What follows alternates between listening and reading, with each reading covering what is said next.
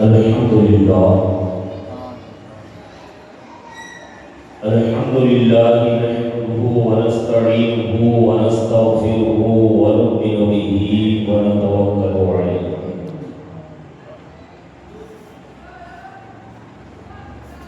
ونعوذ باللہ من شرور انفسنا ومن سیئات اعمالنا من يهده الله فلا مضل له ومن يضلله فلا هادي له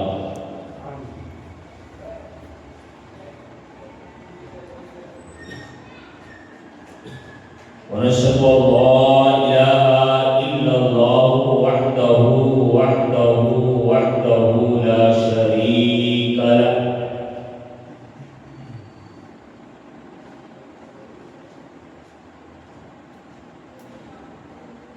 ونشهد أن سيدنا ومولانا محمدا عبده ورسوله أما بعد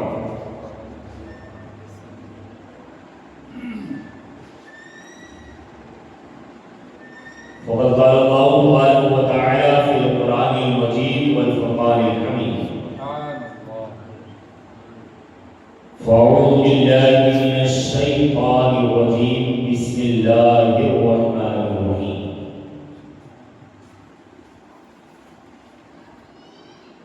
قد جاءكم من الله نور وكتاب مبين آمنت بالله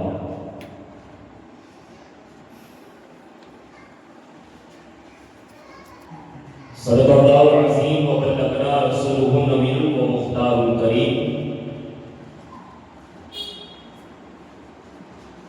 ونحن على ذلك لمن الشاهدين والشاكرين والصابرين والحمد لله رب العالمين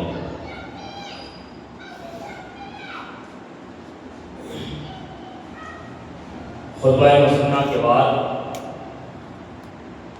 اللہ کی مقدس کتاب قرآن پاک کی جس آیت نور کو تلاوت کرنے کا شرف حاصل ہوا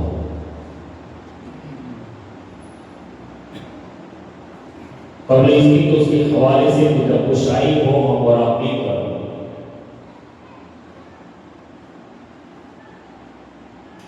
ہمارے اور تمہارے پیارے آقا لمبے لمبے ہاتھوں سے بھیک دینے والے داتا یتیموں کو سینے سے لگانے والے آقا چھوٹوں پر دستے شفقت پھیرنے والے آقا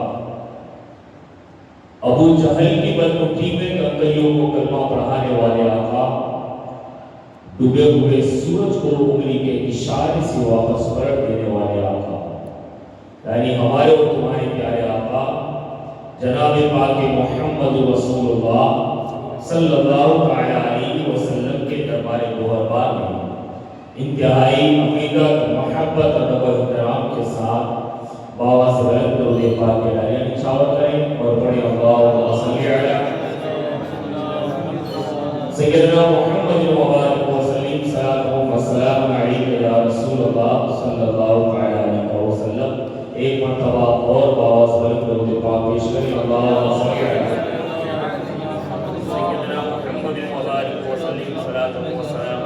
یا رسول اللہ صلی اللہ علیہ وسلم ایک مرتبہ اور نبی اور آل نبی کی بارگاہ میں آواز بلند و دعا پیش کریں اللہم صلی وسلم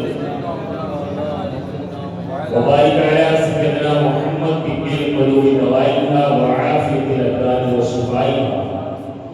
ونور الابصار وضیائها وعلی آلہ واصحابہ دائما ابدا صلی اللہ علیہ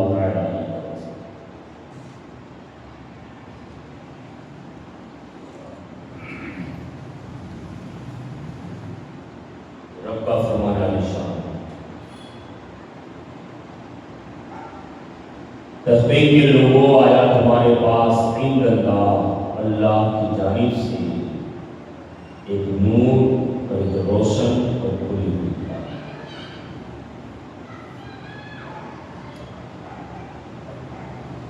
اسی آیت مبارکہ کے حوالے سے گفتگو مطلب موضوع سخن یہ رہتا ہے، ورنہ اس وقت کو ہماری سیرت کے باب نہیں۔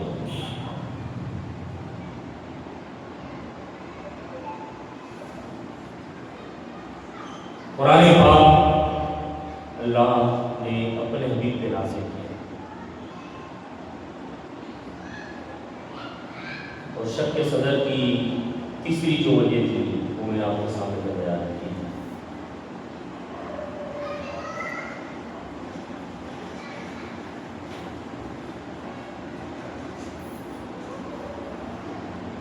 اور حبیب پہ قرآن نازل ہو گیا تو رسول اللہ صلی اللہ علیہ وسلم صحابہ کو سنا دیتے اور صحابہ اس کو یاد کر لیتے، کچھ صحابی لکھ لیتے اور وہ لکھ کر کے رکھتے تو الگ الگ پرچے ہوتے، الگ الگ کاغذ ہوتے، وہ چمڑے پہ لکھا جاتا وغیرہ، کیونکہ اس دور میں کوئی پریس اور کمپیوٹر اور موبائل کا زمانہ نہیں تھا کہ ڈھیروں سارا جی بی کا ڈیٹا پڑا رہا ہے۔ یہ کوئی چیز تھی، کچھ صحابہ لکھ لیتے اور کچھ صحابہ کو تو اللہ نے ایسا ذہن دیا تھا کہ بس وہ سن لیتے یا پڑھ لیتے تو بھی یاد ہو جائے۔ یہ رسول اللہ کے حیات میں ہوا یہ کہ سرکار کی وہ اعلان نبوت کے بعد وہ 13 سال مکہ کے اور 10 سال مدینہ، وہ 25 سال ہو گئے، 23 سال، ان 23 سال کے اندر 22 یا 22.5 سال تک تو قرآن نازل ہوتا ہے۔ بڑی بڑی، کیونکہ سرکار نے اپنی پوری زندگی میں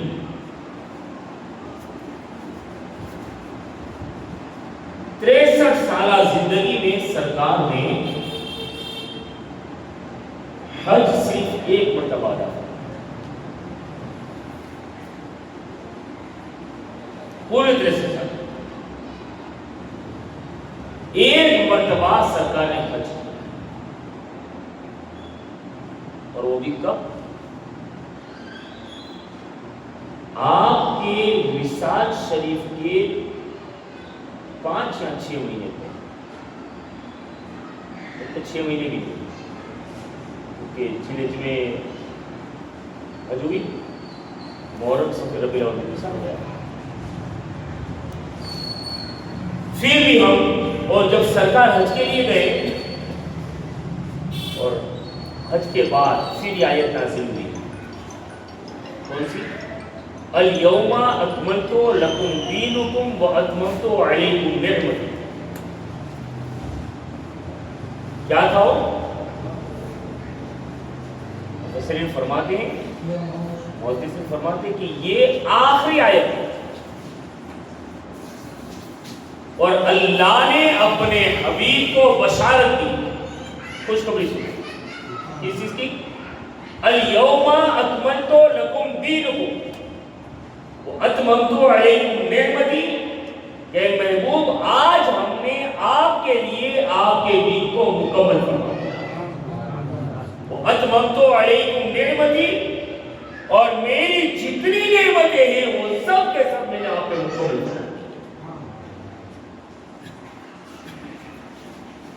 تو سرکار کا دنیا میں آنے کا مقصد ایک سمجھ میں آیا کہ دین کی تکمیل ہو، دین کو مکمل کرنا، اس لیے کہ وہ دین مکمل ہوا نہیں، جو آدم لے کر کے آئے نا وہی چلا آیا۔ آدم کے بعد شیش آئے، نوح آئے، ادریس آئے، ابراہیم آئے، اسماعیل آئے، اسحاق آئے، سارے نبی دین حنیف ہی کے جھنڈے کو لے کر کے آتے رہے، لیکن تکمیل آدم سے جو چلا تھا وہ تکمیل اللہ نے ہمارے نبی میں فرمائی، اور تب جا کر کے رب نے قرآن میں فرمایا اليوم اکملت لکم دینکم، اے محبوب آج کے دن ہم نے آپ کے دین کو مکمل فرما دیا۔ تو وہ آخری آیت کہ 40 سال کی عمر میں اعلان نبوت آپ نے فرمایا، تو اسرا بسم ربک الذی شروع ہوا، اور یہ آخری آیت اور کل ملا کر وہ قرآن 22.5 یا 23 سال تک نازل ہوا، ضرورت کے حساب سے۔ کبھی ایک رکوع بھی آ گئی، کبھی ایک سورت آ گئی، کبھی 2 آیتیں آ گئی، کبھی 10 آیتیں آ گئی۔ جیسے جیسے ضرورت پڑتی گئی اللہ جبرائیل کو لے کر کے بھیجتا رہا، اور جبرائیل حبیب کو آ کر کے سنا دیتے، مصطفیٰ اس کو یاد کر لیتے۔ اور کیوں نہیں ہوگا؟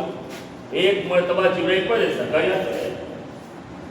تو ہو ہی جائے گا نا، وہ دماغ کون سا دماغ، اس کا تو ہم کوئی مطلب معاف تو کر ہی نہیں سکتے۔ میں نے کل ایک بات چھوڑ دی تھی، اس کو ذرا ریپیٹ کر دو، شک صدر جواب لے لو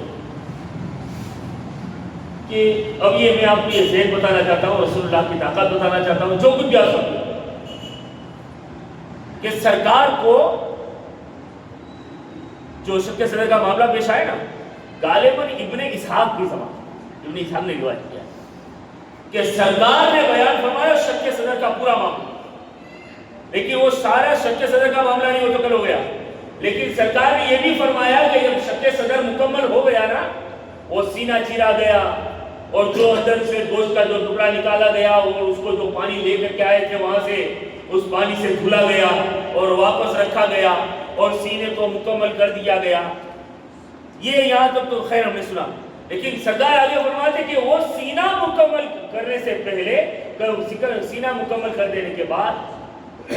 رسول اللہ صلی اللہ تعالی علیہ وسلم کے بارے میں آنے والے نے ایک نے کہا کہ ان کا وزن کرو،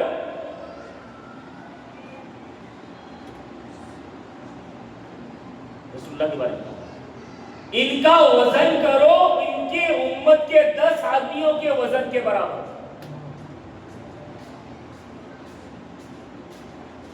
خود سرکار فرما رہے ہیں، تو وزن کیا تو وہ 10 آدمی تو کیا وہی نیچے پڑے گئے، وہ نیچے پڑے گئے، سرکار کا مطلب 10 پہ وزن ہوا، تو پھر 10 پہ وزنی ہوا تو دوسرے نے کہا، جو سفید کپڑے والے تھے نا، 2 آئے تھے، ان میں سے کہا کہ ایک کام کرو، ان کا وزن 100 آدمی کے برابر، ان کے امت کے 100 آدمی کے برابر۔ تو سرکار فرماتے کہ 100 آدمی کے وزن کے برابر جب میرا وزن کیا گیا تو بھی میرا وزن بھاری رہا۔ تو سفید کپڑے والے نے کہا کہ کام کرو، ان کا وزن ان کے امت کے 1000 آدمیوں کے وزن کے برابر ہے۔ تو سرکار فرماتے کہ امت کے 1000 آدمی کے برابر بھی وزن کیا گیا تو میرا ہی وزن بھاری رہا۔ تو بالآخر دوسرے نے کہا کہ یہ تو 10، 100 اور 1000 کا معاملہ ہے، قسم خدا کی اگر ان کا وزن ان کی پوری امت کے وزن کے برابر کیا جائے تو بھی اللہ رب العزت ان کے وزن کو بھاری فرما دیا۔ اس بات سے میں آپ کو ذہن یہ دینا چاہتا ہوں، یہاں صرف بدن کا معاملہ نہیں ہوگا تو پھر وہاں مصطفیٰ کے ذہن بھی ایسا ہی ہوگا نا، پوری امت کے ذہن سے بڑھ کے ہوگا۔ مصطفیٰ کی توانائی پوری امت کی توانائی سے بڑھ کے، یہی وجہ ہے کہ کئی صحابی رسول نے روایت کی ہے کہ تنے تنہا اللہ نے ظاہری طور پہ جو بشری لباس پہن کے آئے تھے نا،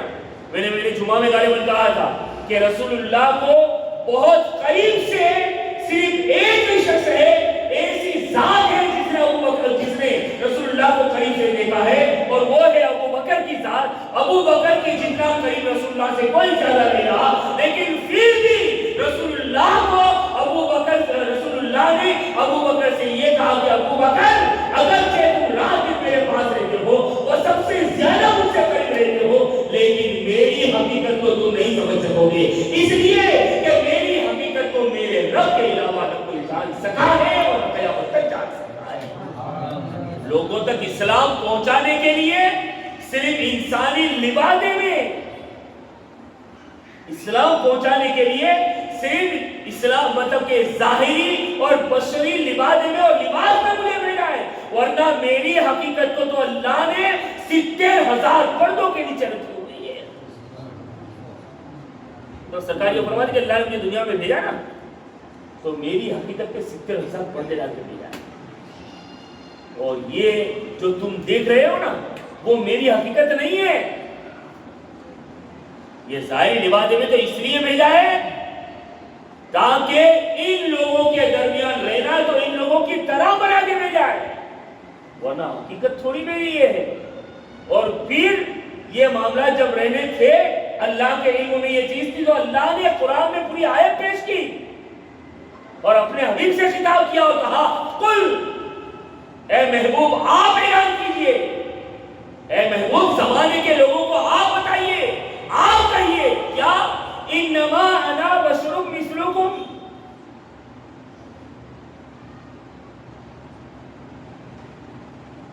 اے محبوب آپ فرمائیے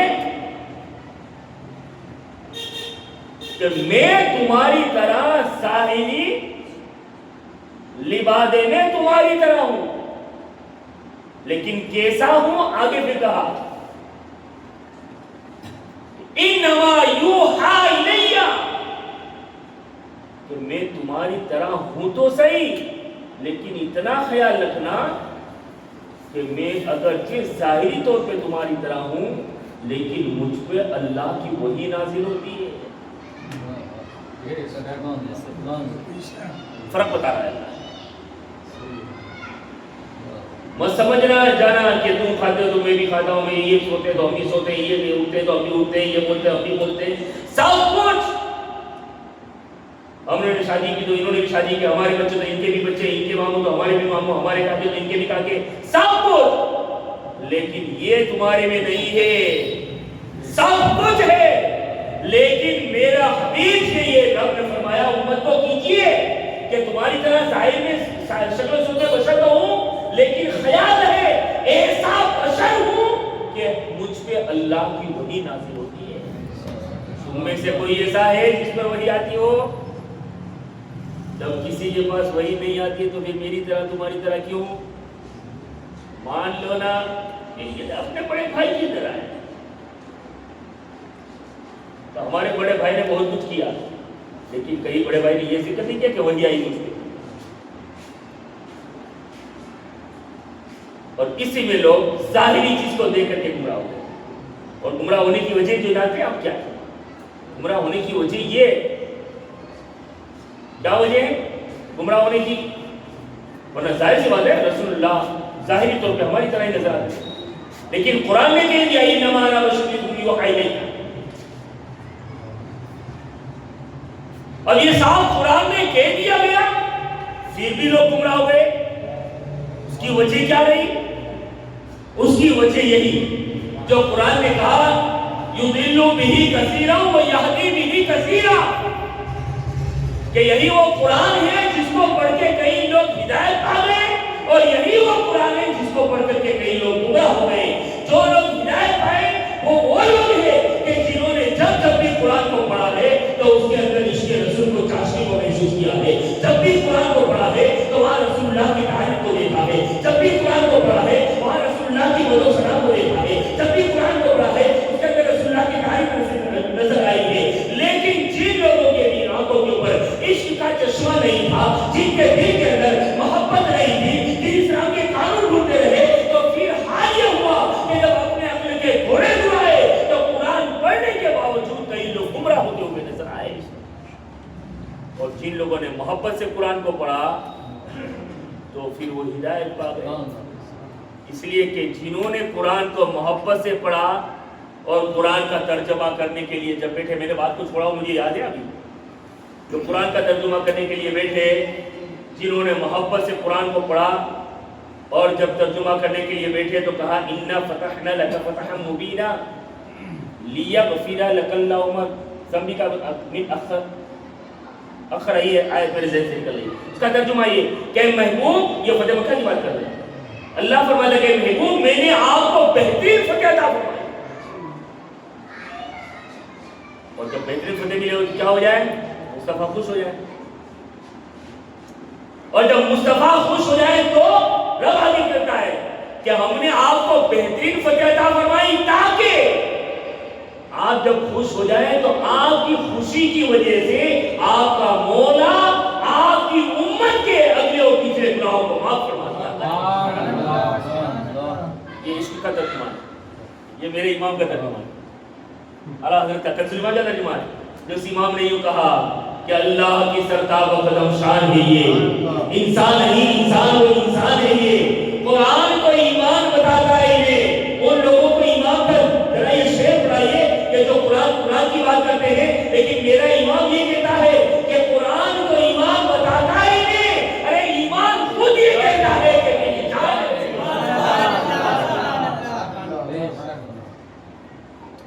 ترجمہ عشق کی زبان میں کیا ہوا کہ آپ خوش ہو جائیں تو آپ کی خوشی کی وجہ سے اللہ آپ کی امت کے اگلے اور پچھلے گناہ کو معاف فرما دے، یہ فرمایا۔ اب جو لوگ نماز، روزہ، تسبیح، چاش، اشراق اس کو لے کر کے چلے، اور وہ قرآن میں بھی کیا بولتے ہیں، حج کو ڈھونڈتے رہے، روزے کو ڈھونڈتے رہے، نماز کو ڈھونڈتے رہے، وہ ڈھونڈتے رہے، وہ پھر جب صرف یہی احکام کو ڈھونڈتے رہے، تعریف مصطفیٰ کے اوپر نظر نہ پڑی یا سمجھا نہیں، تو پھر کیا ہوا؟ قرآن کا ترجمہ کرنے بیٹھے تو یہ کہہ بیٹھے، کیا کہہ بیٹھے کہ محبوب ہم نے آپ کو بہترین فتح عطا فرمائی، ہم نے آپ کو بہترین فتح کے ترجمے میں فرق دیکھیے، ہم نے آپ کو بہترین فتح عطا فرمائی تاکہ اللہ آپ کے اگلے پچھلے گناہ کو معاف فرما دے۔ نبی سے گناہ ہوتے کب ہے کہ رب معاف کرے؟ نبیوں کی جماعت تو معصوم ہوتی ہے، معصوم، ان سے کبھی کوئی گناہ ہوتے ہی نہیں ہے، اور جب نبی سے کوئی گناہ ہی نہیں ہوتے ہیں تو پھر نبی کے گناہ معاف ہونے کا کوئی مطلب ہی نہیں ہوتا ہے۔ بتائیے چلا کہ جن کے دل میں عشق رسول تھا انہوں نے محبت کے ساتھ جب ترجمہ کیا تو یہ کہا کہ محبوب آپ خوش ہو جائیں گے تو آپ کی خوشی کو دیکھ کر کے رب آپ کی امت کے اگلے پچھلے گناہ کو معاف فرما دیں گے، لیکن جن کے دل میں محبت نہیں تو وہ یہ کہتے تھے کہ محبوب آپ خوش ہو جائیں تو اللہ آپ کے اگلے پچھلے گناہ کو معاف فرما دیں گے۔ یہ فرق ہے، اگر آپ سمجھ سکیں تو بہرحال مجھے اس پر اشارہ کرنا تھا کہ یہ فرق کتنا ہوتا ہے۔ اور ہم جو ہے نا جب قرآن پڑھتے ہیں نا، احکام قرآن کے اندر سارے احکام ہیں جو رب نے کہا وَلَا رَطْبٍ وَلَا يَابِسٍ إِلَّا فِي كِتَابٍ مُبِينٍ، کہ خشکی اور تری کی کوئی ایسی چیز نہیں ہے جس کو اللہ نے قرآن میں بیان نہ فرمایا۔ خشکی اور تری سے بتاؤ، سمجھے نا، یہ ظاہری زمین کے اوپر جو کچھ بھی ہے، چاہے وہ چونٹی ہو، جس کو کیا بولتے، کیڑی ہو، مکوڑا ہو، جو کچھ بھی ہو وہ تو ہے ہی، لیکن دری تو دریا کی تہ کے اندر چھوٹا سا چھوٹا کیڑا بھی اگر رہتا ہے نا تو اس کو بھی اللہ نے قرآن میں بیان فرمایا ہے۔ تو وَلَا رَطْبٍ وَلَا يَابِسٍ إِلَّا فِي كِتَابٍ مُبِينٍ، کہ خشکی اور تری کی کوئی ایسی چیز نہیں جس کو اللہ نے قرآن میں بیان نہ فرمائی ہو۔ یہ تو یہ احکام کی بات ہے، ورنہ پھر قرآن کی حقیقت کیا ہے؟ تو عشق والے سے پوچھنا پڑے گا کہ قرآن کی حقیقت کیا ہے۔ تو قرآن میں بلا شبہ یہ ہے، نماز کے احکام ہے، روزے کے احکام ہے، حج کے احکام ہے، زکوٰۃ کے احکام ہے، سب کچھ ہے، لیکن وہ ساری چیزیں تو ہے، لیکن یہ کہنا پڑے گا کہ قرآن میں اللہ نے سب سے زیادہ اپنے نبی کی تعریف بیان فرمائی ہے۔ مطلب یوں کہیں کہ پورا قرآن اللہ نے اپنے حبیب کی تعریف میں نازل فرما دیا ہے۔ اب اتنا وقت بھی نہیں کہ میں آپ کو گنا ہو رہا ہے، ایک آیت کو آپ دیکھیں، صرف رسول اللہ کے جسد مبارک کو، ظاہری جسم کو، تو اگر سب سے پہلے سر پہ اگر نظر آ رہے تو سر میں بال نظر آئیں گے، تو جب بال سرکار کے بال کو دیکھیں گے نا اور قرآن کو دیکھیں گے تو پتہ چلے گا کہ اللہ نے میرے نبی کے بال کو بھی بیان فرمایا ہے، وَاللَّيْلِ إِذَا سَجَىٰ۔ جب قرآن نبی کے چہرے کو دیکھیں گے تو سمجھ میں آئے گا کہ اللہ نے میرے نبی کے چہرے کو بھی بیان فرمایا ہے، وَالضُّحَىٰ وَاللَّيْلِ إِذَا سَجَىٰ۔ جب نبی کے سینے کے اوپر نظر آتے ہیں تو پتہ چلتا ہے رب نے فرمایا أَلَمْ نَشْرَحْ لَكَ صَدْرَكَ۔ جب نبی کی مطلب کہ زبان کے اوپر نظر آتے ہیں تو پتہ چلتا ہے رب قرآن نے فرمایا ہے وَمَا يَنطِقُ عَنِ الْهَوَىٰ إِنْ هُوَ إِلَّا وَحْيٌ يُوحَىٰ۔ جب نبی چلتے ہیں یا سفر کرتے ہیں تو جب ہم دیکھتے ہیں قرآن میں تو پتہ چلتا ہے نبی کے چلنے کو بھی قرآن بیان کر رہا ہے۔ سبحان الذی اسریٰ بعبدہ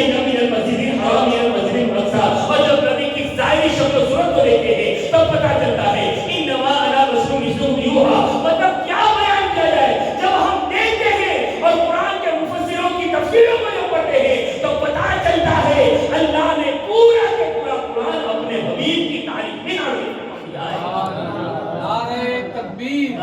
نعرے رسالت، عظمت مصطفیٰ زندہ باد۔ غالباً اس لیے کسی شاعر نے باپو ہمارے نعت خواہ میں تو صرف اشارہ کروں گا، شاید شعر پورا کر دیں گے، اس لیے غالباً کسی شاعر نے کہا ہے کہ ہم لوگ خدا شاہد قسمت کے سکندر ہیں، وہ لوگ خدا شاہد قسمت کے سکندر ہیں جو نعت کی شکل میں قرآن سناتے ہیں، نعت کی شکل میں قرآن سناتے ہیں، یعنی قرآن پڑھنا بھی گویا مصطفیٰ کی نعت پڑھنا ہے، اور نعت کا مطلب ہوتا ہے تعریف کرنا، تو قرآن پڑھتے ہیں تو بھی نبی کی تعریف کرتے ہیں۔ تو بہرحال یہ قرآن جنہوں نے سمجھا، اس کے بعد میں نے بات کو یہاں سے چھوڑا تھا کہ صحابہ کرام علیہ الرضوان کوئی ہڈیوں پہ لکھ لیتا، کوئی چمڑے پہ لکھ لیتا، بات یہاں سے چلی ہے نا، سرکار صحابہ کو سنا کچھ ایسے یاد کر لیں، لیکن اس کو جمع کرتے تھے۔ لیکن سرکار کے دور میں کئی صحابہ قرآن حافظ تھے، کئی حافظ، لیکن تفسیر کسی نے نہیں، قرآن کی تفسیر، اور سب سے پہلے امت مصطفیٰ کا سب سے پہلا مفسر جس نے قرآن کی تفسیر بیان کی ہے، اس کو زمانہ حضرت عبداللہ ابن عباس کے نام سے یاد کرتا ہے، جو رسول اللہ کے چچا کے بیٹے، جو سرکار کے چچا عباس کے بیٹے عبداللہ، امت کا سب سے پہلا مفسر۔ آپ فرماتے ہیں کہ قد جاءکم من اللہ نور و کتاب مبین، جو ہے نا، نور سے مراد رسول اللہ کی ذات مبارک، علم سے دوری کی وجہ سے جلدی اتنا سمجھ میں نہیں آئے گا، اور شاید آپ تک پہنچا بھی نہ ہو، اور اگر ایسی باتیں پہنچتی بھی تو ہم اگنور کر دیتے ہیں، کیونکہ دین کے حوالے سے، نبی کے حوالے سے بہت کم ذہن میں رہتا ہے، اپنے حوالے سے تو بہت زیادہ رہتی ہے۔ اس نے میرے پیچھے وہاں بات کری، اور 6 مہینے کے بعد بھی اگر تھوڑا بھی نواز باؤ کے میں یہاں کی کوئی آگے بھی اگر گئے نا سمجھا کہ بھائی چھوڑو نے بدی بھائی میں مسلمان بھائی، تو وہ 6 مہینے کے بعد کیا رہے گا؟ مجھے یاد ہے 6 مہینے بعد پہلے اس نے وہاں نالے میں اس نے میرے بارے میں یوں بات کری، یاد رہے گا، لیکن نبی کی ذات کے حوالے سے، نبی کی سیرت کے حوالے سے ہمیں یاد نہیں رہے گا۔ لیکن سنو، عبداللہ ابن عباس فرماتے ہیں امت کا سب سے پہلا مفسر، جو فرماتے ہیں کہ قرآن سے مراد نہیں ہے، کتاب و مبین سے مراد تو قرآن ہے، اس میں کوئی شک نہیں، لیکن پیچ آج بھی پھنس رہا ہے، آج بھی پھنس رہا ہے۔ مائک پہ میں نہیں کہوں گا، لیکن جو درد رکھتا ہے زیادہ تو مجھے آ کر کے پوچھ جا سکتا ہے، میں نام بھی بتاؤں گا، اور میرے پاس میسر ہوگی تو میں ویڈیو بھی دکھاؤں گا کہ آج بھی دنیا میں کیا ذہنیت رکھنے والے لوگ ہیں۔ عبداللہ ابن عباس نے کیا کہا کہ کتاب و مبین سے مراد اللہ کا کلام قرآن ہے، لیکن پیچ کہاں پھنس رہا ہے؟ من اللہ نور۔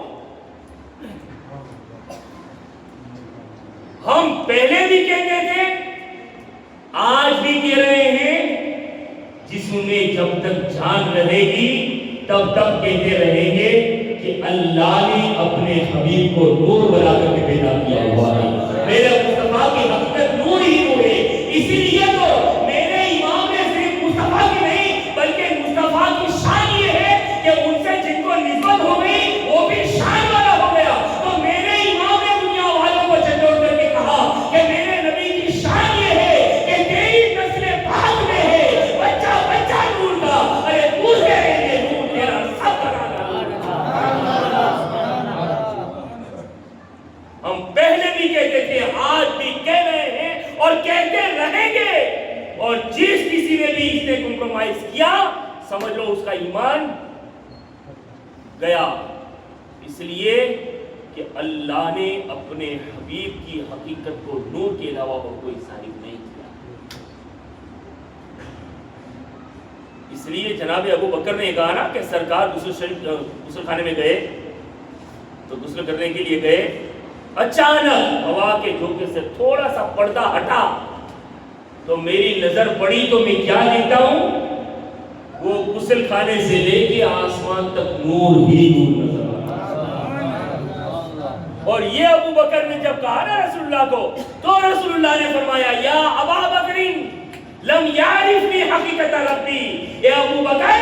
मेरी हकीकत को मेरे रब के अलावा कोई नहीं जानता है। नूर से मुराद नबी की जात। अब पेज कहां फंसा है, यही हम कहते हैं नूर से मुराद रसूलुल्लाह की जात है, और जिनको नमाज रोजो तस्बीह सज्जों पे नाज है वो ये कहेंगे नहीं यहाँ नूर से मुराद भी कुरान है। बस यही। अब वो कितने उन्होंने बोला है ऐसा, और आज भी बयान में बोला जा रहा है भाई, आज भी बयान में बोला जा रहा है। लेकिन हमारा सुन्नी है ना, वो सुनता है डायरेक्ट कनेक्शन हो जाता है कभी कभार, यहां से फिर कहीं रुकता नहीं है, यहां से डायरेक्ट निकल जाता है, तो पता नहीं चला कि फिर क्या हुआ। लेकिन अजमत मुस्तफा की बात आए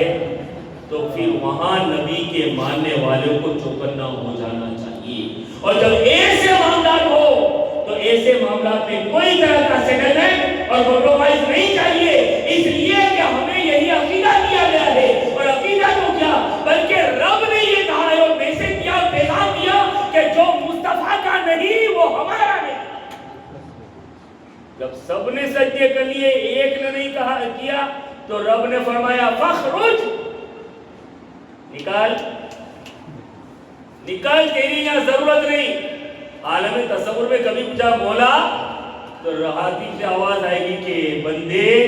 तुझे पता नहीं मैंने सारा जहां ही मेरे हबीब के सदके में बनाया है, सारी कायनात भी मेरे नबी के लिए बनाई है, और कायनात के आलम में जो मेरे नबी को ना माने वो मेरा नहीं है, जो मेरे नबी का नहीं वो हमारा नहीं। जब रबी हमें पैगाम दे रहा है तो हम कौन से खेत के मूले हैं कि अपने तरीके से सेटिंग कर लें पिछले दरवाजे, कौन से खेत के मूले हैं? ख्याल रखिएगा, दुनिया में तो छटक जाएंगे, वहां नहीं छटेंगे। और अल्लाह ने इसके लिए इंतजाम भी फरमा दिया, बहुत सारे इंतजाम फरमाए, जो नबी का नहीं वो हमारा नहीं। तो अब ये चीज अगर देखनी है तो बहुत कुछ देखने को मिलेगा। अगर आप ये देखना चाहते हैं, कहाँ देखेंगे? रसूलुल्लाह की हयात में। तो रसूलुल्लाह की हयात में अगर देखना चाहते हैं तो पहले ही हिजरत के दूसरे ही साल हमने वो भी देखा कि कल वहां बदर के मैदान के अंदर अबू बकर वो उनके बेटे की तलवार के नीचे आ गए, तलवार हटा ली गई। बाद में कलाम हुआ तो अबू बकर से कहा, बेटे ने अब्बा मेरी तलवार के नीचे आ गए थे ना, मोहब्बत की कितनी गालिब आ गई, यानी आप है ये ख्याल आ गया तो मैंने तलवार हटा ली। अबू बकर ने कहा यही तो ईमान और कुफ्र में फर्क है, मेरी तलवार के नीचे मैं आया था, अल्लाह की कसम अगर मेरी तलवार के नीचे तुम आ जाता तो मैं ये न देखता कि मेरा बेटा है, बल्कि मैं ये देखता कि जो मेरे नबी का नहीं वो मेरा भी नहीं हो सकता है। ये है जो हमारा नहीं वो, जो नबी का नहीं वो हमारा नहीं। और उसी करबल वही बद्र के मैदान के अंदर वो अब्दुर्रहमान बिन औफ की तारीख को भी कभी ले लें तो उसी बद्र के मैदान में वो तो अब्दुर्रहमान बिन ये तो अबू बकर सिद्दीक की और उनके बेटे की बात है, लेकिन छोटे छोटों को भी जज्बे तो देखिए, उनके ईमान में तो देखिए। अब्दुर्रहमान बिन औफ ने कहा कि अभी तो मैं छत के एक मैदान में खड़ा हुआ था, दो छोटे छोटे बच्चे करीब मुश्किल से उनकी किसी की उम्र 7 और किसी की 8 या किसी की 8 या किसी की 10, लेकिन 10 से ज्यादा नहीं, छोटे छोटे दो मुन्ने बच्चे आए और आकर के मुझे छिजोड़ा, चचा जान बोलो तो सही, अबू जहल का मेरे बच्चों के सामने देखा, बच्चों रसूलुल्लाह ने तो बच्चों को मैदान में आने की मना बोली, तुम कहां से आए और किस लिए आए हो? उस वक्त बच्चों ने कहा, अपनी ज़बान से ये कहा, कसम खाई है मारेंगे या मरेंगे या मारेंगे नारी को, क्योंकि सुना है कि वो गालियां देता है महबूबे वाली को, जो मेरे नबी का को गालियां दे, जो मेरे नबी को बुरा भला कहे, उसको दुनिया में रहने का हक नहीं है। हम इसलिए आए हैं कि जो मेरे नबी को गालियां देता है उसको हम कत्ल कर दें। ये है जो नबी का नहीं वो हमारा नहीं। और बच्चों ने कर दिखाया अभी, हाँ वो अब्दुर्रहमान बिन औफ का बयान है कि अभी तो मैं بچوں کو یہ کہہ رہا تھا، بھائی ہاتھ کی انگلی کا اشارہ کیا کہ دیکھو وہ کھڑا ہے نا اکڑ کر کے فخر و غرور والے انداز میں، وہ کھڑا ہے نا وہ ابو جہل ہے۔ اتنا کہہ کے میں نے ابھی چہرہ گھمایا تو دونوں بچے گئے، دونوں گئے۔ اور جب نظر اٹھا کر کے دیکھا تو ابو جہل کے قریب پہنچ گئے۔ یہ ہے ایمان۔ آج لوگ ایمان کو بھی اپنی طبیعت سے تول رہے ہیں۔ یہاں تو ہر کوئی چھوٹ جائے گا، کوئی بھی ہو، چاہے مولانا عارف بھی کیوں نہ ہو، مولانا کا بات کیوں نہ ہو، کوئی بھی ہو، دین کے معاملے میں یا کسی کے لیے کوئی رعایت نہیں ہے۔ ہاں دنیا میں چھوٹ جائیں گے بات ہو رہے، لیکن قیامت کے دن کا پتہ چلے گا۔ بلکہ یوں کہوں، میں نے کئی مرتبہ کہا ہے کہ قیامت تو ہم بہت دور کی بات کر رہے ہیں، جسم سے روح نکلے گی ایسے ہی پتہ چل جائے گا۔ کیوں کہ قبر میں جب جائیں گے نا تو وہاں من ربک کا ما دینک کا یہ تو اپنی جگہ کے اوپر ہے، لیکن وہ دونوں جواب دینے کے بعد بھی بندہ کامیاب نہیں ہے۔ چھٹکارے کا دار و مدار تیسرے جواب کے اوپر ہے، اور تیسرے میں بھی یہ نہیں کہا جائے گا کہ یہ رسول اللہ کے بارے میں کیا کہتا ہے، یہ نبی آخر الزمان کے بارے میں کیا کہتا ہے، بلکہ حدیث پاک کی الفاظ ہے ما کنت تقول فی حق ھذا الرجل، یہ آدمی جو کھڑا ہے نا، یہ آدمی جو کھڑا ہے ان کے بارے میں کیا کہتا ہے۔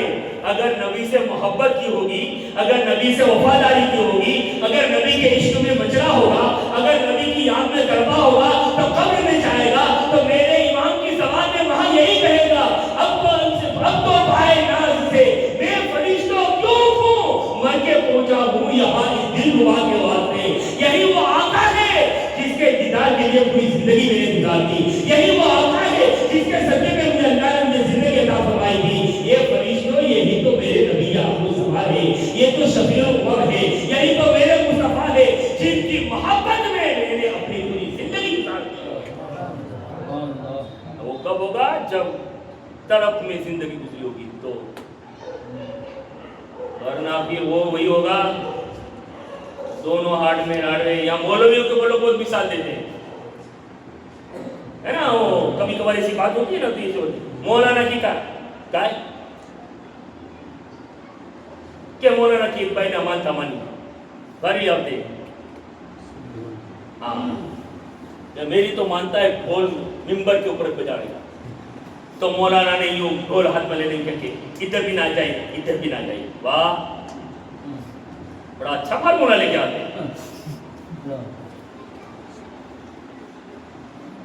مطلب سب کی بات نہیں کر رہا، لیکن جن کے اندر ڈگمگو ہے ان کو کبھی یہ بھی سوچنا چاہیے کہ وہ مولوی صاحب کے ادھر بھی جائے ادھر بھی آئی، تو تم کے اپنے بارے میں بھی یہ سوچنا چاہیے، اگر امام خراش ہے تو، اگر نبی کی محبت جو ہونی چاہیے وہ نہیں ہے تو، کہ بھائی ہمارے یہاں بھی آئی، یاد سے کھانا بھی چاہیے، یاد سے کھانا بھی چاہیے۔ مطلب کسی کے اوپر میں اپنی صفائی ظاہر نہیں کرتا، اور الحمدللہ اس معاملے میں میں بہت محتاط بندہ ہوں، بہت محتاط بندہ ہوں، اور یوں مطلب کہ تحدیث نعمت کے طور پہ اللہ کا شکر ادا کرتے ہوئے میں یہ کہہ سکتا ہوں کہ میں نے آج تک کسی گستاخ رسول کا ایک دانہ اپنے وجود میں نہیں پڑھنے دیا ہے، اتنا احتیاط کا پہلو میں نے بتایا، اور یہی ان لوگوں کا صدقہ ہے کہ آج بے باک بول سکتے ہیں، ورنہ آسان نہیں ہے بے باک۔ کئی وجہ کہے مولانا بھیجیے وہاں کھایا نہیں تھا مجھے، تو مولوی کی بولتی بان کہے مولانا بھیجیے آج ہاتھ ملانے بعد 200 روپے تم کو دیجیے تھے، تو گیا مولوی۔ اور اسی لیے میرے امام نے پہلے ہی کہہ دیا تھا کہ ہر چیز میں دھیان رکھو، چاہے بیٹھنے میں دھیان رکھو، ہاتھ ملانے میں، ہر معاملے میں دھیان رکھو۔ کیوں؟ سونا جنگل رات اندھیری چھائی بدری کالی ہے، سونے والوں جاگ کے رہیو چھوڑو کے رکھوالی ہے، خیال رکھنا اپنا۔ بہرحال تو بات بھی عرض کر رہا تھا کہ رسول اللہ صلی اللہ تعالی علیہ وسلم کی وہ مبارک زندگی کے پہلو کو اگر ہم دیکھیں، وقت ایسے ہی گزر گیا میرا، لیکن سرکار کی ذات بڑی پیاری سوچ، سرکار صلی اللہ علیہ وسلم کی تعریف میں پورا قرآن نازل کیا گیا ہے، اور آج بھی اس چیز کے اوپر بحث دنیا میں چھڑی ہوئی ہے اور چل رہی ہے۔ ایک فرقہ ایک طرف یہ کہا جا رہا ہے کہ نور سے مراد رسول اللہ کی ذات ہے، اور اور ایک طرف یہ کہا جائے کہ نور سے مراد کتاب ہے، لیکن ہم ان میں سے ہیں کہ جو میرے امام نے کہا ہے، اور بلکہ عبداللہ ابن عباس کا جو قول ہے کہ یہاں نور سے مراد رسول اللہ کی ذات مبارکہ ہے، کیونکہ اللہ نے اپنے حبیب کو صرف نور نہیں بلکہ نور علی نور بنا کر بھیجا ہوا، اور نور علی نور کی زندگی بھی پھر نوری زندگی ہے۔ کیسی نوری زندگی ہے؟ آئیے ایک دو باتیں بتاؤ، اپنی وقت بالکل آخری اسٹیپ پہ آ رہا ہے۔ تو بات میں عرض کر رہا تھا کہ رسول اللہ صلی اللہ علیہ وسلم بچپن میں باپ کا سایہ اٹھ جانے کے بعد مدینہ آئے اور مدینہ سے روانگی، ساتھ میں ام ایمن تھی نا، وہ روانگی، اور ابھی تھوڑا سا آگے چلے تھے غالباً مقام ابوا، جہاں غالباً میرے خیال سے حجاج اور عمرہ کر کے جو لوگ آئے ہیں وہ ہو کے آئے ہوں گے شاید زین سے، جہاں رسول اللہ کی والدہ محترمہ حضرت آمینہ کا مزار ہے۔ وہاں پہنچے، اچانک طبیعت قلیل ہوئی، اچانک طبیعت ناساز ہوئی، اور بس وہ طبیعت ناسازی کی بنیاد کے اوپر وہیں آپ کا، لیکن جب وہ طبیعت ناساز ہوئی تو رسول اللہ صلی اللہ تعالی علیہ وسلم حضرت آمینہ کے سرانے بیٹھے تھے، اور حضرت آمینہ نے، میں نے بیان میں کہا تھا کہ حضرت آمینہ نے خود نے رسول اللہ کی شان میں نعت لکھی، جو شان لکھے تھے نا، یہ نعتیں کوئی آج کل 100-150 برس سے نہیں آئی، یہ ذہن میں رکھیے گا، یہ نعتیں آج کل کی، یہ 50-100 برس کی اجازت نہیں ہے۔ جب سرکار کا بچپن تھا تب ماں آمینہ نے سرکار کی شان میں نعت لکھی، اور اس وقت وہ اشعار بول رہی تھی، اور اشعار میں وہ عربی میں ہے، مختصر اس کا ترجمہ میں آپ کے سامنے یہ رکھوں کہ ماں آمینہ کا ایک شعر ہے جس میں کہا تھا کہ بیٹے تو مایوس مت ہونا، اس لیے کہ تو میرا وہ بیٹا ہے جس کے صدقے میں اللہ نے ساری دنیا کو میرا فرما دیا ہے۔ بس اس شعر کا ایک شعر کا مطلب میں آپ کے سامنے رکھا، اور ام ایمن فرماتی ہے کہ رسول اللہ میں ساتھ میں تھی، اور وہ جو 5 یا 6 سال کی جو زندگی تھی نا، انہی سفر کے اندر اور مدینہ کا 1 مہینہ کا قیام، اسی کے اندر رسول اللہ نے بہت کچھ سیکھ لیا۔ ام ایمن کا بیان ہے کہ سرکار نے 6 سال کی عمر میں تو نشانہ اور تیر اندازی کا نشانہ، کہ وہ 6 سال کی عمر میں سرکار تیر مارتے تھے نا، تو جہاں نشانہ لگاتے تھے وہیں جا کے تیر ہوتا تھا۔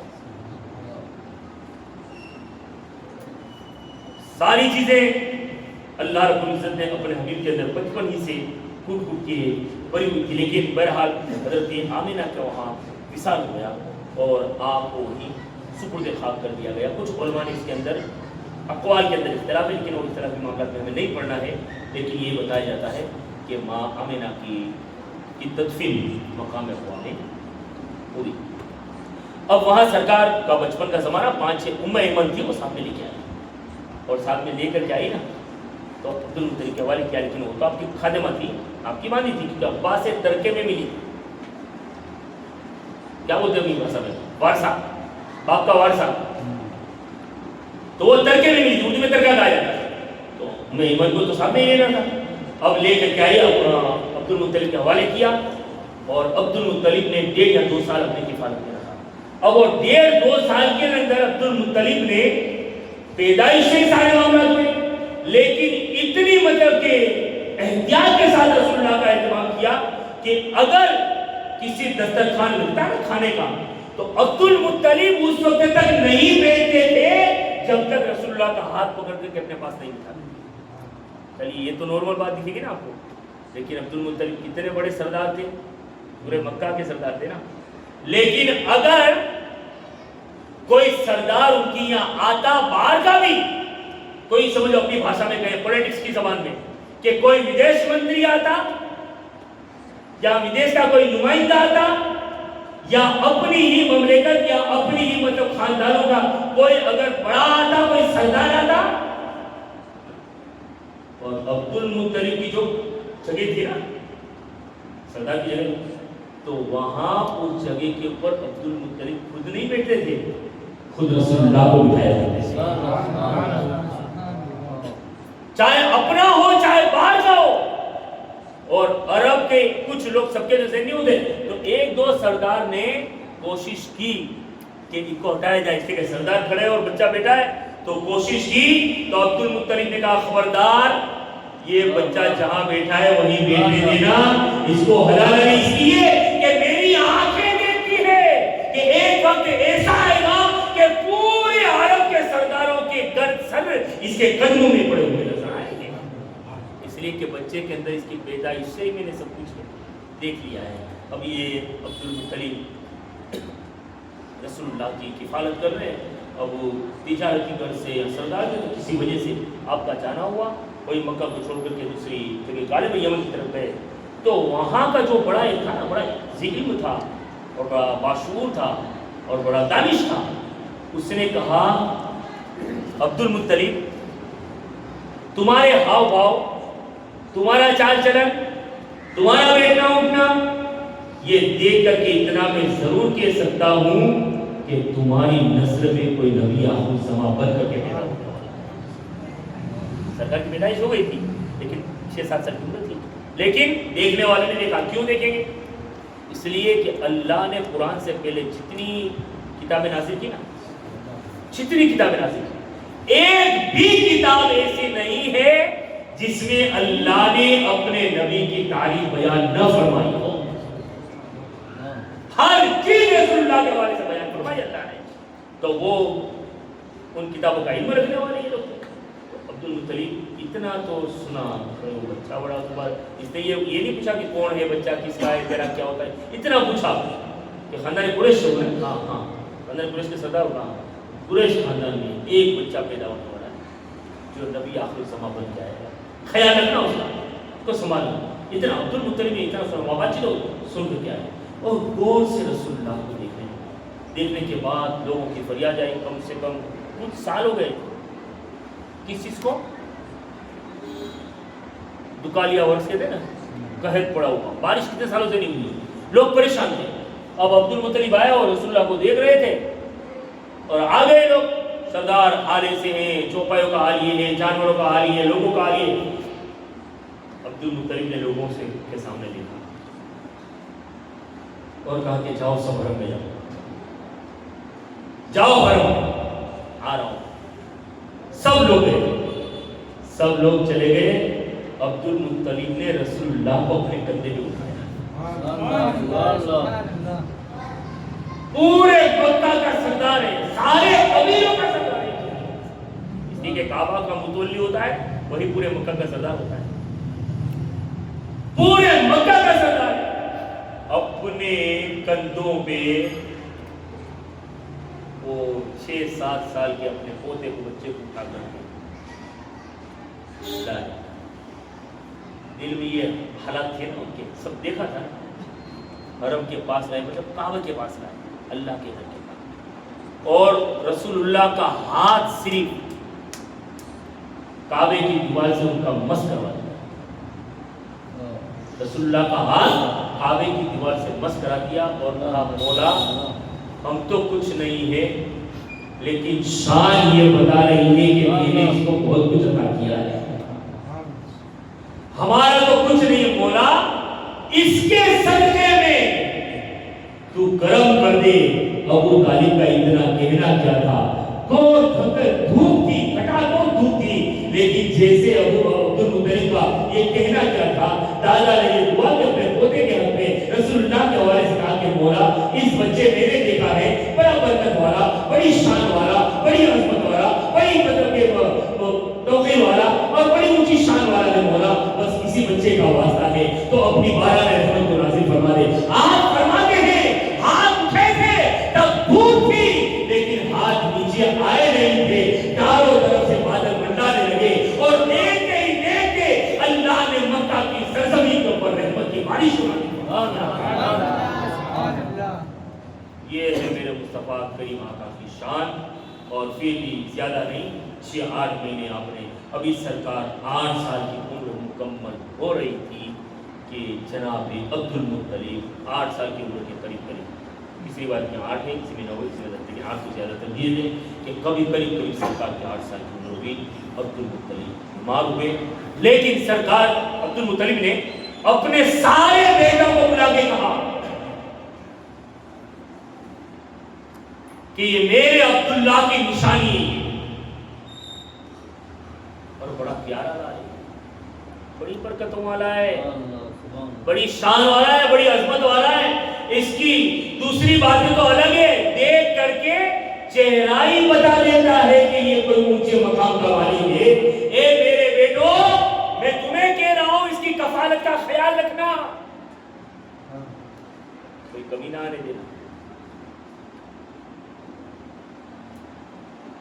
और कहा कि संभाल के रखना। बहरहाल ये कुछ बातें हुई, अब्दुल मुत्तलिब चल बसे। एक रिवायत बताती कि 110 साल की उम्र में आपका विसाल हुआ, एक रिवायत में 120 और एक रिवायत में 140, 3 रिवायत में, लेकिन ज्यादा ये थी कि 110 120 विसाल हुआ। जब आपका विसाल हो गया तो आपके विसाल के बाद फिर अबू तालिब की कफालत के अंदर आए। अबू तालिब बड़ी अरसे दराज तक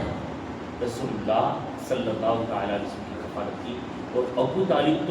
तालिब अब्दुल मुत्तलिब से ज्यादा सरकार का ख्याल रखा। अपने सारे बेटों पे सबसे ज्यादा तरजीह रसूलुल्लाह को दिया करते। कोई बेटों को खाने की आदत होती तो जब तक सरकार खाने के लिए ना आते तब तक अपने बेटों को भी खाना नहीं देते। बिस्तर भी अबू तालिब अपना जहां सरकार सोते वहां लगाते। और मैंने जो रिवायत पढ़ी ना वो ये है कि साज में नहीं बल्कि अबू तालिब रसूलुल्लाह के कदमों में अपना बिस्तर लगा लिया। इस उम्र में यार कुछ देखा तो होगा ना, कुछ देखा तो होगा ना। इसलिए बार बार हम अपने बयानों में कहते हैं, आज लोग अक्ल के घोड़े दुलाते हैं, लेकिन हम यही कहते हैं कि आंख वाला तेरी जोबन का तमाशा देखे, कोरे दीद को क्या नजर वो आए वो क्या देखे। वो आंखें चाहिए बहुत कुछ देखने के लिए, वरना वही जो मैंने आगे के बयान में कहा था, जैसा अबू जहल था वो ऐसा ही उसको दिखा, और जैसे अबू बकर थे वैसे वो रसूलुल्लाह के चेहरों को देखा था ना। तो आंख वाला तेरी जोबन का तमाशा देखे, कोरे दीन को क्या नजर आए वो क्या देखे। अब अबू तालिब ने बड़ी हिफाजत की, मक्का के लोगों ने अबू तालिब के ऊपर अटैक किया, मतलब चारों तरफ से घेरने की कोशिश की, तुम्हारे भतीजे को ये करो। लेकिन अबू तालिब ने उस वक्त भी कहा, रसूलुल्लाह को कहा, रसूलुल्लाह ने कहा यार अबू तालिब से, चचा जान ख्याल रखिए, मैं अल्लाह की अमानतों का अमीन बन गया। और उस वक्त अबू तालिब ने इख्तियार दे दिया था और भतीजे के लिए उन लोगों से लड़ने दिया, लेकिन फिर भी अकेला नहीं छोड़ते थे। हाल ये हुए कि 2-3 साल के बाद जब सफर में निकलना हुआ, बड़े तवील सफर में, मुल्क शाम के सफर में, तो 10-12 साल की उम्र में भी अबू तालिब ने दूसरे बच्चों की फिक्र नहीं की, अपने भतीजे की फिक्र, रसूलुल्लाह की फिक्र की। और इतने लंबे सफर में भी अबू तालिब रसूलुल्लाह को लेकर के गए, अपने साथ सफर में लेके गए, और सारे मामलात इसी सफर से दरपेश आए और इसी सफर से मामलात हुए। और वो सफर वाले मामलात क्या थे? वो बसरा की सरजमी पे जो राहिब ने देखा और जो अबू तालिब से कहा। लेकिन मैं आपको एक बात और बताऊं, अक्सर वो सीरत के बयान में ये बयान हो जाता है कि वहाँ पहुँचे तो राहिब ने देखा और कहा कि नबी आखिर की निशानी देख रहा हूँ। वो राहिब कहीं सालों से बसरा के बगल में एक गामड़ा था, वहाँ गिरजा बना करके रहता था, और सिर्फ एक ही चीज थी कि यहाँ से एक न एक दिन नबी आखिर ज़मां का गुजर होगा। और कई मौरिखों ने लिखा है कि मक्का का जो काफिला था हर काफिले की मुलाकात करते, और हर काफिले की मुलाकात कर करके वो हर एक को देखते, क्योंकि उन्होंने उसने आगे किताबों में सब पढ़ लिया था, जुल्फे ऐसी होगी, चेहरा ऐसा होगा, कंधा ऐसा होगा, शाने ऐसे होंगे, चाल ऐसी होगी, सब कुछ तो वो देख लेता। जब नजर ना आता तो मुलाकात कर करके सलाम अलैकुम। लेकिन जब अबू तालिब पहुंचे ना, अबू तालिब पहुंचे भी नहीं, دیکھا اس نے قافلہ آ رہا ہے، پہلا منظر آنکھوں کے سامنے آیا. ابھی تک اتنے قافلے آئے تو کہیں یہ نہیں دیکھا ہے کہ آنے والے میں کوئی کسی بھی قافلے والے کے، کسی بھی شخص کے اوپر، کسی بھی بندے کے اوپر آسمان میں بادل سایہ کر رہا ہو، لیکن یہاں تو بادل ان کے ساتھ ساتھ چلتا ہوا نظر آتا ہے. اس نے کہا کہ یہاں تو ضرور کچھ ہے. اور پہلی ہی نظر پڑی، دیکھ لیا اس نے کہ ضرور کچھ ہے. وہ ضرور کچھ ہے بھی اور تھا بھی، اور وہ کیسا سامنے آیا وہ انشاءاللہ اس پہ گفتگو کروں. واہ